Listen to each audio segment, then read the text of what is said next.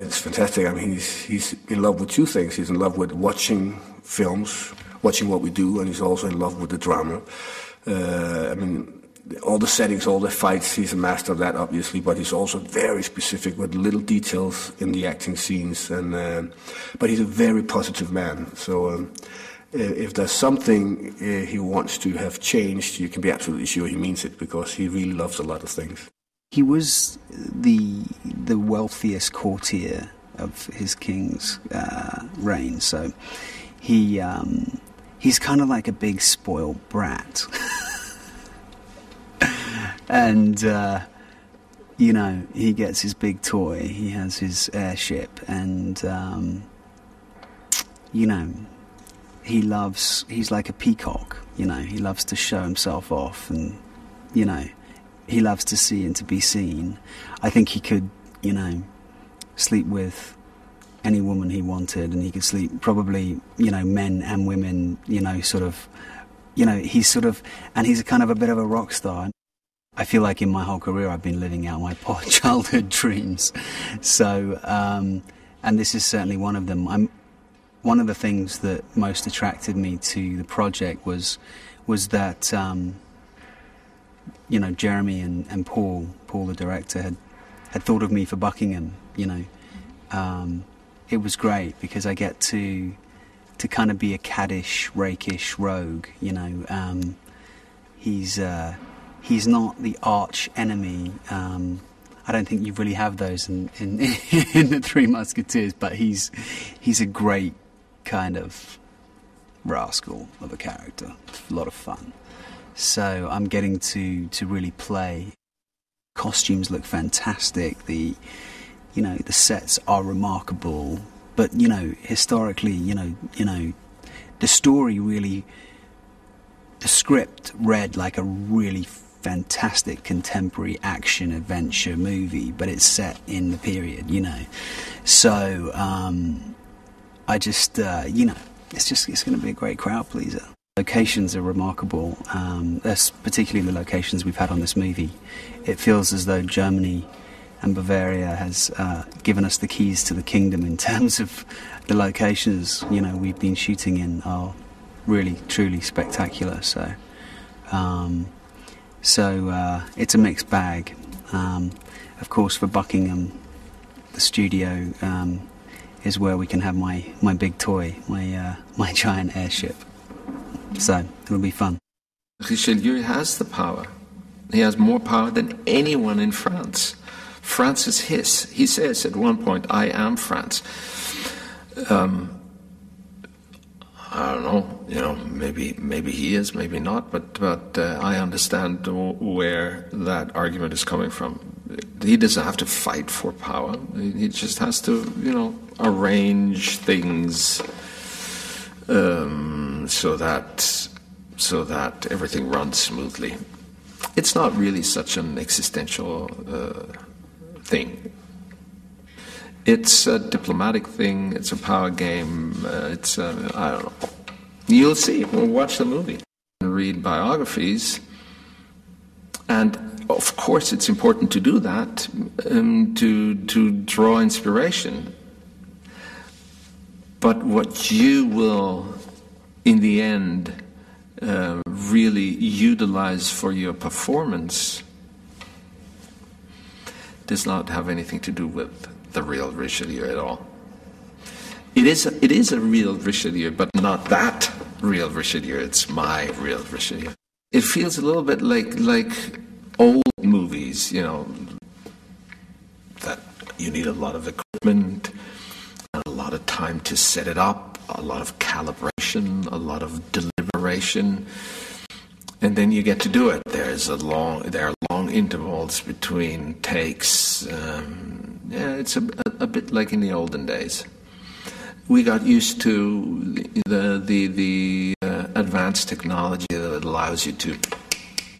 She's incredibly naive because she's young, but at the same time she's very smart, I think. She's not kind of necessarily like all the other ladies in waiting and just kind of goes through her life sort of, and she's sort of very interested in everything, and she's excited by D'Artagnan because he comes from somewhere that she knows nothing really about, and he knows nothing about her life, and it's this exciting thing, and she's not really afraid of it.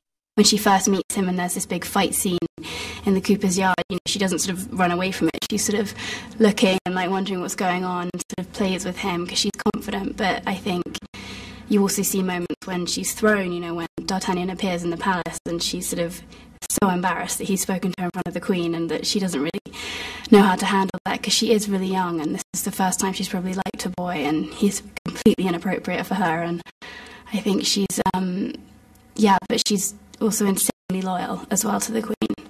With the, she'd never do anything to her. They really do have a friendship there, and so there's so many kind of different aspects to her, and there's so many different moments in the film that show them, which is so nice. I play a character called Planchet, who is the Musketeers' servant, I guess. He kind of carries their bags and cooks them dinner, and I think he's supposed to be quite funny in the film. When they saw my sword skills, they realised that it would be odd that Planchet was a better swordsman than the Musketeers, such as my gift for the fencing. So Paul had to, because I carry the Musketeers enough in the film as it is without upstaging them. I'm joking. I'm actually joking. No, thank God. I mean, when I don't do any sword fighting. I don't do anything. I do nothing really that's that much fun. I look such an idiot in this film. I come into work and I see the other guys, and they're in these they all look amazing. Their kind of jackets are cut and tailored to their rippling bodies, and their hair's slicked back, and it's like leather and open shirts, and then I put this wig on. I just look like a fat BG. Very together as a person, so you follow his lead really, and that trickles down from him and Jeremy throughout the whole film. This feeling of being relaxed, this feeling of well, let's make sure we enjoy making this film. Let's make the best film we can, but try and enjoy it as much as we can. And I've loved every minute of working with him. I think he's wonderful. I was a fan of D'Artagnan and the Muskehounds. For any international viewers, this was the definitive telling of this story. So that was what I sort of worked on. That was my point of reference for the film. Muskehounds are always ready, all for one and one for all, helping everybody. Yeah, it's. I play Queen Anne, and she's a very, very young queen, and she's a feisty young woman, and I think she's very involved and cares a lot about what she's going to do for the country, and wants to be involved with all the affairs that her and her husband are a part of and what is done in their name. Freddie is so comic that he's brought this wonderful, wonderful humour to the part, but at the same time he's made it very, very human, and I think it's terrifying, the king's job, Being King of France is something that is a pretty big deal, and he's got a lot of people that are helping him try to run this country. And what the heartbreaking thing about it is, a lot of them are backstabbing him, and he doesn't realise that. And he's very naive and young and excitable, and I think by the end of the movie you see him begin to change, and you see him actually wanting to take control of things by himself. As a bad thing happened to her in the film, and things go wrong, but she's got a lot of people around her that love her, and they fix it. But Buckingham is at the root of that all, and he's a very evil character, and she knows that. She sees through it. King of France, so he ordains, he is the figurehead of state, but of course Richelieu really is the man that pulls the strings. So he has that role as well. He loves his musketeers, they're like his big brothers. And so another role of his is to sort of, big them up in a way, make them look great. And, be boysy with them, then be really nervous around the Queen and really wanting to tell her how much he loves her. And then, I guess Richelieu really is his kind of daddy figure. He doesn't have a father, Henry IV IV died when he was very, very young. So Richelieu kind of takes up that mantle. So he has a very close relationship with him. He totally falls in love with her, but he can't show it. He can't, I mean, even holding her hand makes him slightly die inside with fear. But what he wants to do is sweep her up in his arms and take her dancing and give her a huge, great snog, but he can't. He wants to look the best all the time. He needs to be the centre of attention, because the king always was, but he wants to impress everyone, and especially wants to show off in front of Buckingham, who always tends to be one step ahead of him. But yeah, so that's the way I look. Amazingly long hair, grand, beautiful costumes. I'm Count Cagliostro, who's the head of the Venetian Guards, and I'm a, so to say, bad guy, hopefully a bad guy that's fun to watch. And yeah, I'm very happy that we caught one of the Musketeers, and I hope that we get the other ones, and very full of myself and very self-confident, but not at the end of the scene anymore. Yeah, as a kid, it was one of my favorite movies. I think it was 73, Richard Lester with Michael Yort. I really loved the film, and to be part of the remake in 3D was really a fun experience. Dusek is head of the Cardinal's Guards, and as I talked with Athos about, who is played by Matthew McFadden, we talked about that Dusek probably at one stage was a musketeer and was maybe sacked, and then he had to go to a less celebrated crew like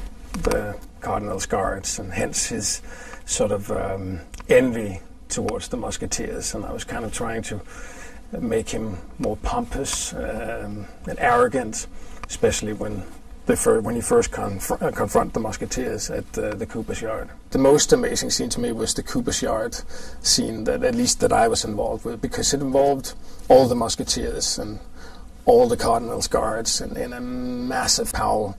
The coordination of it was fantastic, and I think it's pretty difficult to make it like real. I've always been attracted to the Three Musketeers.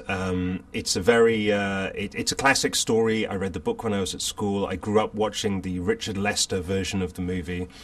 I've always loved those kind of swashbuckling films, and it's a kind of film that I've always wanted to make. So for me, it's a real passion of mine, and it has been for a long time. It's a young boy who grows up in the countryside, who dreams of going to the big city and making it big. And he's sent on his way by his father, and he's given the old horse Buttercup to ride, and he goes off to seek his fortune in Paris. And when he's in Paris, which is the big city, and he's never been to a big city like this before, he bumps into these three men who are the Three Musketeers. And originally they don't get on whatsoever, but eventually they become very close friends. And these are the men that D'Artagnan idolizes. He's read books about them, about the kind of heroism that they embody, about the nobility they embody. But he's kind of shocked because the Three Musketeers are a bit kind of down on their luck. They've had hard times, they've become cynical, they've become unenthusiastic about life. And D'Artagnan is this young, burning firebrand of enthusiasm, and he re-energizes them. And together they go on one last great mission, which is basically to save the King and Queen of France from the evil plotting of Cardinal Richelieu and Milady de Winter and the Duke of Buckingham.